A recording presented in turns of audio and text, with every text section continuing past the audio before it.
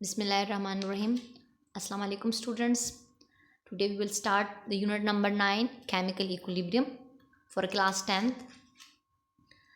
First we will define that what is the chemical equilibrium. So chemical equilibrium is defined as a reversible reaction in which the rate of forward reactions become equal to the rate of reverse reactions. Rate of forward reactions become equal to the rate of reverse reactions, and the concentration of reactant and product remain constants. In a chemical equation reactions, when the rate of forward reaction become equal to the rate of backward reactions or reverse reactions, the chemical equilibrium is achieved. Now, what is the rate? Rate means speed of reactions. The speed of forward reactions become equal to the speed of reverse reactions. What is the forward reactions? Forward reactions, the conversion of reactant into product. Simply, the conversion of reactant into product is called forward reactions, and the conversion of product backward into reactant is called reverse reactions. Clear? The conversion of reactant into products per unit time is called forward reactions, and the conversion of product back into reactants per unit time is called reverse reactions or backward reactions. So a chemical equilibrium established when in the chemical equation when the rate speed of the chemical equations become equal to the speed or rate of the reverse reactions, and the concentration of reactants and products remain constants. There are some examples of chemical equations that show the chemical equilibrium. First examples: nitrogen gas react with the hydrogen gas and form ammonia. It is the forward reactions. It is the forward reactions. The reactants react with each other and convert into product ammonia. At the same times, at the equilibrium stage, the ammonia decompose backward and form reactants nitrogen and hydrogen gas. So the concentration of the hydrogen and nitrogen become equal to the concentration of ammonia at the equilibrium stage.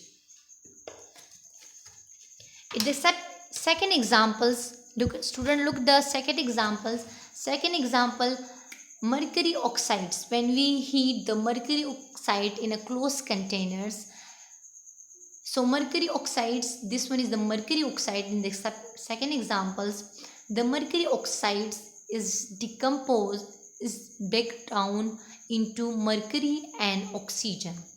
This O2 is oxygen and mercury Hg decompose into, this is the forward reactions. Now at the same times, at the equilibrium stage, the rate of reverse reaction must be equal to the rate of forward reaction. So at the same time, mercury and oxygen recombine to form mercury oxide.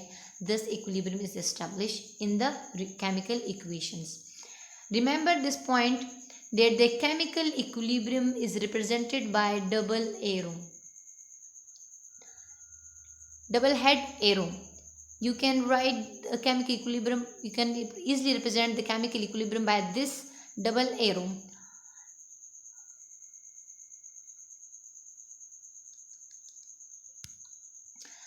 Now for what is the dynamic equilibrium? Dynamic equilibrium, same case as we study for the chemical equilibrium. Dynamic equilibrium and chemical equilibrium are same things. In the dynamic equilibriums, when the reaction does not stop, only the forward reaction become equal to the backward reactions, and the concentration of reactant and product remain constants. Dynamic equilibrium established in the chemical equation, students, when the forward rate of forward reactions become equal to the rate of backward reactions. There are some conditions that require for the dynamic equilibrium. First one is the first one exam reaction must be reversible reactions. Dynamic equilibrium established in the reversible reactions. It does not establish in the Irreversible reactions. Irreversible reactions, the reaction in which reactant convert into products only. Clear?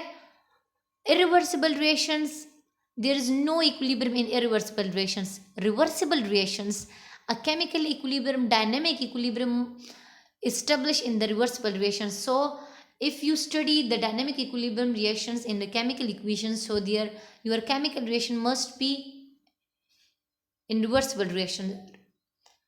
Second conditions for that the chemical process continues in equal rates. No appreciable product is formed. These are three conditions.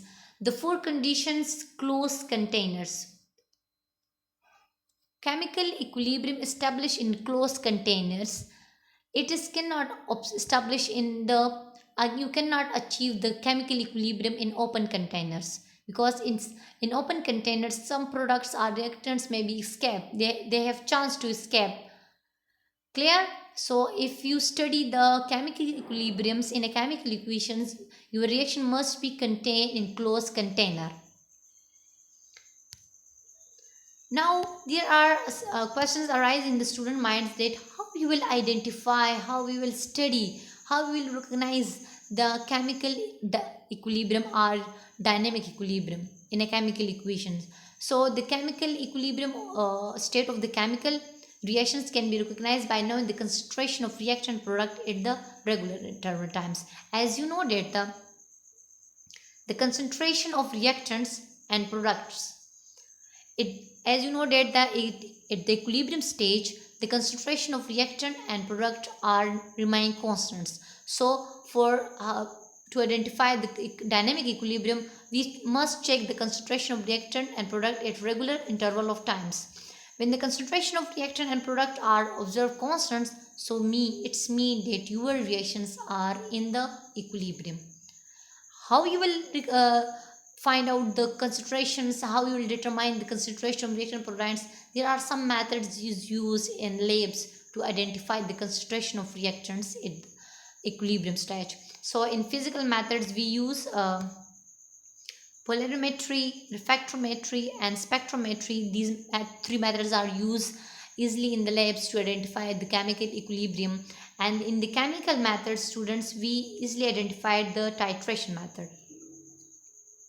With the help of titrations, we easily identify the concentration of reactant and product at the equilibrium stage.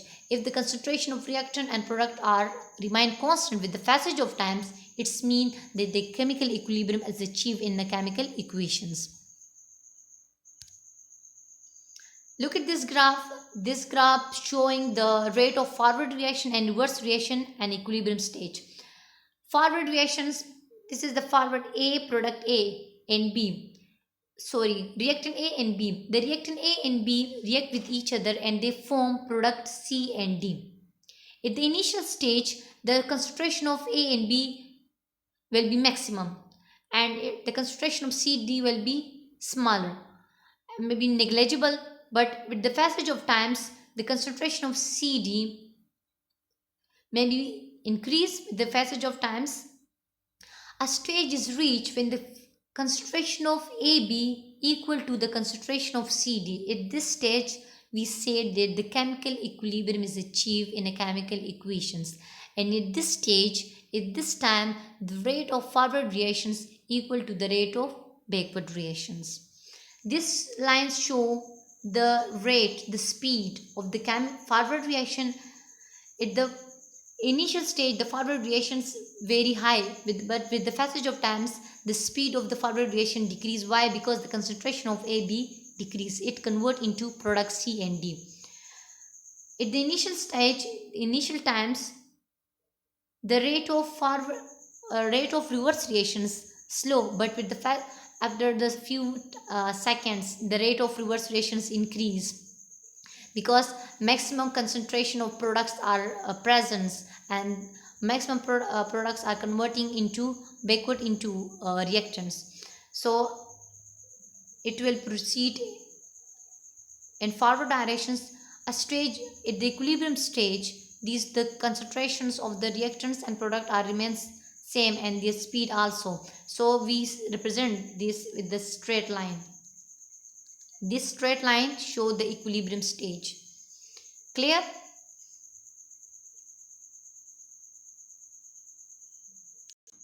So at the equilibrium stage, forward reaction and reverse reaction attain maximum speed. We represented this maximum speed because the speed of the both reaction are same, so we represented it by straight line, and they attain maximum same rate at the equilibrium stage. This is the in this video we discuss the chemical equilibrium, dynamic equilibriums, the forward reaction, backward reactions. Forward reactions, we study the backward reactions. In next video, inshallah, we will discuss the law of mass actions.